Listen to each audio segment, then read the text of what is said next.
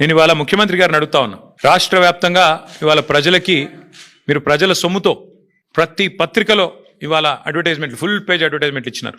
ఏమని? మల్లన్న సాగర్ నుంచి నీళ్లు తీసుకొచ్చి మూసీకి అనుసంధానం చేసే ప్రాజెక్టుకు, బృహత్ ప్రాజెక్టుకు ముఖ్యమంత్రి గారు ఇవాళ శంకుస్థాపన చేస్తున్నారు అని చెప్పి మరి ఫుల్ పేజ్ ప్రకటనలు ఇచ్చినారు. ఈ ముఖ్యమంత్రి గారికి కానీ కాంగ్రెస్ ప్రభుత్వానికి కానీ కనీస సిగ్గుందా అని నేను అడుగుతా ఉన్నా. కనీస మాత్రం ఇంగితం ఉందా? కనీస మాత్రం సోయి ఉందా మీకు?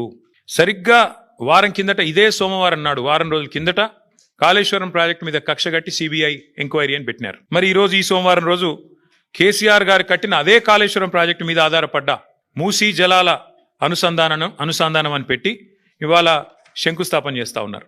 ఇక్కడ విచిత్రం ఏంటంటే, కాకపోతే ఎవరైనా మనిషి జ్ఞానం ఉన్నవాడైతే తల దగ్గర శంకుస్థాపన చేస్తారు, తల దగ్గర చేస్తారు.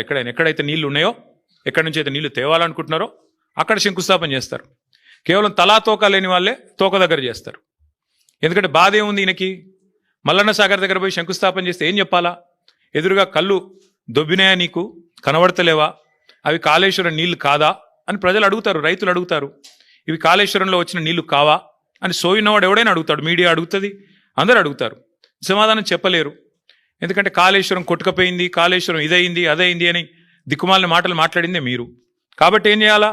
తలా తోక లేని సన్నాసులు చేసే పని ఏదైతే చేయాలో తోక దగ్గర చేస్తున్నాడు ప్రారంభోత్సవం. తల దగ్గర చేయకుండా, మల్లన్న సాగర్ దగ్గర కాకుండా తోక దగ్గర, అంటే గండిపేట దగ్గర చేసే ప్రయత్నం చేస్తూ ఉన్నారు. ఎందుకు? మీ అబద్ధాలను కప్పిపుచ్చుకోవడానికి. మీరు ఇన్ని రోజులు వాగిన వాగుడంతా చెత్తవాగుడు అని ప్రజలకు తెలుస్తుంది. కాబట్టి ఇవాళ మీరు ఎన్ని దిక్కుమాలిన మాటలు మాట్లాడినా చివరికి మళ్ళీ కాళేశ్వరమే మీకు దిక్కయింది. కాబట్టి ఇవాళ మొహం చెల్లక, మల్లన్న సాగర్ దగ్గర శంకుస్థాపన చేయడానికి మొహం చెల్లక ఈ ముఖ్యమంత్రి గారు, ఈ ప్రభుత్వం 1,00,000 కోట్ల అవినీతి, కూలిపోయింది, కాళేశ్వరం కూలేశ్వరం అయిపోయింది అని మాట్లాడిన మాటలు ఏవైతున్నాయో వాటి నుంచి తప్పించుకోవడానికే ఈరోజు గండిపేట దగ్గర ఒక డ్రామా చేస్తూ ఉన్నారు.